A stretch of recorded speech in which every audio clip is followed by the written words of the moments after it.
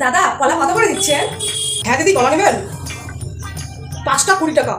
20 টাকার 5টা? ঠিক আছে, আপনি একটা কাজ করুন, এখানে যে পচা কলাগুলো আছে ওগুলোকে প্যাক করুন। ঠিক আছে দাঁড়ান, আমি পচা কলাগুলোকে প্যাক করে দিচ্ছি। এই দেখুন পচা কলা, এটাও পচা কলা। ওই দোকানে একটা পচা কলা, ওটাকেও নিন। হ্যাঁ হ্যাঁ, এটা দিচ্ছি নিচ্ছি। ওখানে একটা আছে, ওটাকেও নিন। হ্যাঁ, এটাকে দিচ্ছি। ওই দোকানে একটা আছে। হ্যাঁ, সব প্যাক করুন। দিদি সব পচা কলা প্যাক করে নিয়েছি। পচা কলাগুলোকে এক সাইডে। ঠিক আছে, এটাকে সাইডে রেখে দিচ্ছি।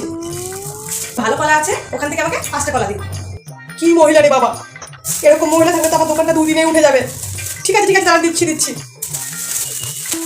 এই নিন আপনার কলা, এই নিন আপনার টাকা। ধুর ম্যাম, এরকম কাস্টমার আমার আর চাই না।